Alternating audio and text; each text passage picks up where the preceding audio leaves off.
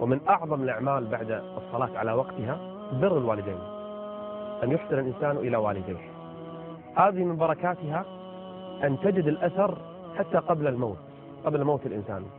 بل كثير من الصالحين كان الله عز وجل يستجيب دعائهم بسبب برهم لوالديهم. شيخنا، عندك قصة لإنسان بر والديه كان له يعني أثر على موته؟ نعم، هذه قصة أحد الإخوة يا أخوان، وكثير تأثروا منها، واتصلوا بي بعض الإخوة الشباب اللي كانوا يعصون والديهم وصاروا يبروا فيهم بعد هذا القصة. وهي قصة لأحد الإخوة حضر لي، يعني جاني أخوه في العمل وقال لي يا شيخ نحن هذا عندنا أخ لنا مات في دولة عربية ورايحين نجيبه ونبغاك تنتظرنا ثاني يوم عشان نشيله ونغسله وبندفن مكة. متى هذا الكلام يا أخوان؟ كان في الخمسة الأوائل من ذي الحجة، عز الذروة وعز الحجاج، كل الحجاج من جميع أنحاء العالم موجودين. فقلت لهم الدفن في مكة يصعب في الأيام هذه، ليس يعني صعوبة بالنسبة للمنع، صعوبة بالنسبة لزحمة الحجاج. فقالوا يا شيخ نحن وانت على الله. ثاني يوم رحت انتظر كعادتي، أخذت سيارة الموتى ورحت على قسم الشحن الدولي اللي دائما ينزل فيه الموتى من خارج المملكة. وفجأة جابوا لنا جثة هذا الشاب متوفي خارج المملكة في تابوت بسيارة الإسعاف حق المطار. أخذته في إسعافي وتوجهنا البيت أخوه في جدة. رحنا للبيت وجهزته، فكيت الشاب، كان ممتلئ الجسم، كان رجله الاثنين ويديه خارج المغسلة، لكن كان سهل جدا في تغسيله وتجهيزه. جهزته وحطيناه في الصالة، ودوبهم جو اللي كانوا معاه في الطيارة قالوا يلا يا شيخ. قلت يلا، قال نبدأ نغسله. قلت يلا مغسل وجاهز في الصالة. استغربوا. قلت نعم. قال أخرونا الختم. قلت جاهز نجهز، يلا نطلع مكة. قلت يا أخوان ترى مكة. قالوا يا شيخ أمرنا الله. أيام الحج هذه شيخ. نعم. فقال أخوه قال يا شيخ خلينا نجيبه للوالد، نحن قلنا للوالد إنه مات وحندفنوه في الدولة هذه، لكن ما دام الوقت بدري خلي يجي يودع ولده، يودع أبوه وأمه. فدخلناه على البيت في الحوش، وقال لا تنزل يا شيخ، نحن ننزل الأب يشوفه ويسلم عليه في الإسعاف. في الإسعافية. ففتحنا الباب ونزلوا الأب نزلوا. الأب ما هو كبير في السن، بس من هول المنظر إنه ولده قدامه أكبر شيء، فكانوا شايلينه على أكتاف منهار. فما دخل عليه أنكفه، رمى نفسه على هذا وقاعد يقبل فيه، يسلم عليه، يسلم عليه. فقال لي يا شيخ اكشف وجهه.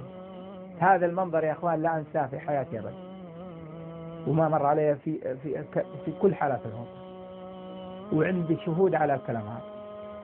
واخوه ورحيم وزوج اخته. كشفت وجه الميت، وهذا الاب لما شاف وجه ولده راح انكف عليه ثاني وميت ويسلم عليه. وفجأة يا اخوان واذا بعين الميت اليمنى تدمع. الله. شفت ميت يبكي، ميت عينه اليمين تدمع. فأنا افتكرت من حر السفر أو حر الكفن، فمسحته بنفس الكفن تبع نفس كفن، ومسحت له عينه وغطيته. ولاحظ أخوه رحيمه بالمنظر هذا. فأول ما نزل والده قام الأخ قال له يبا شفت فلان هو يبكي؟ قال كيف يبكي؟ رجعوني تاني. فقلت له لا تقول له يعني لا يتأثر خلاص. قال لي لا أقول له. فرجعني قال لي أكشف له ثاني يا شيخ. فقلت له خلاص ابنك الآن. قال لي أقول لك أكشفه ثاني. فكشف ثاني، وإذا انكب عليه ويشوفه ويدمع مرة ثانية كثير. أنت شفته شيخ؟ نعم شفت بعيني، أو أخوه وزوج أخوه. من قوة المنظر هذا لما شاف الأب ولده يدمع هو ميت ويطيح على ركبه في الصاج حق الإسعاف، ما يدري. ثاني يوم دري إنه متجرح مع الأب. يبغوا ينزلون والدته مقعد على كرسي. قلت لا، إذا كان الأب صار له كذا فكيف الابن الوالد؟ غطيناه يا إخوان ودخلناه بالمسجد. وأنا داخل بالإسعاف على الحرم بدأوا الناس يهلوا. وقفني رجل الأمن قال لي وين رايح؟ قلت له عندي جنازة. قال ما أنت شايف الحجاج فارشين الأرض زي الجراد؟ نزل ميتك هنا وخليك تخالف.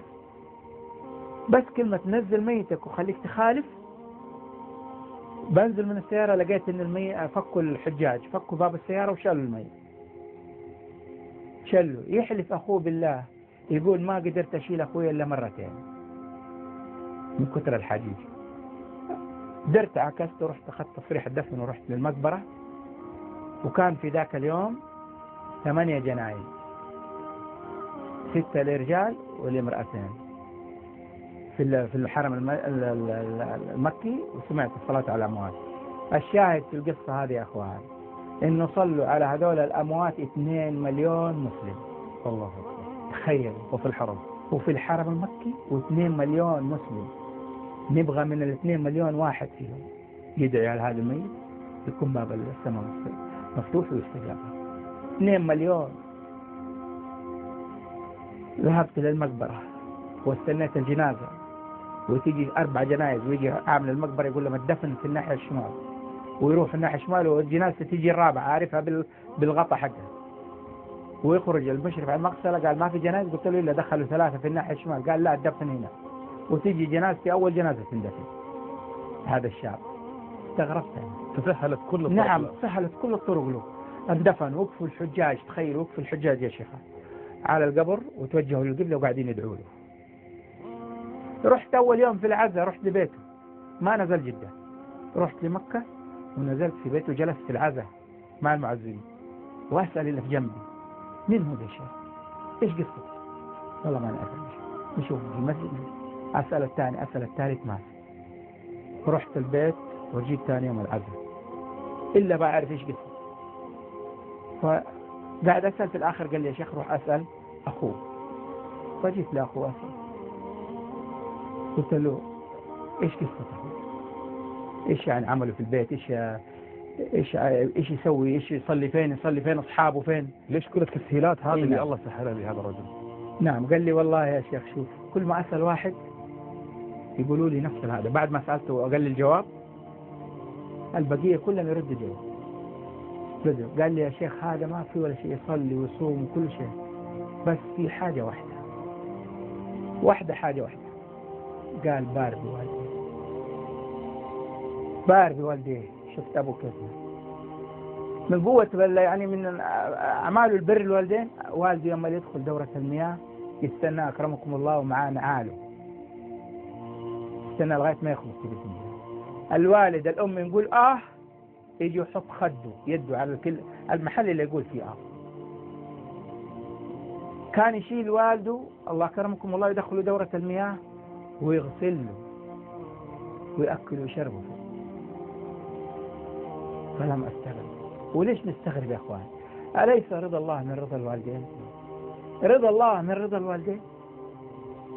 فأسأل الله لي ولكم حسن الخاتمة. من أراد أن يحسن الله خاتمته فليبر والديه من الآن. هل جزاء الإحسان إلا الإحسان؟ دعاء من أمك ولا دعاء من أبوك تكتب لك السعادة في الدنيا والآخرة. وأبوه ما انهار هذا الانهيار إلا لفقده أغلى شيء عنده في هذه الدنيا.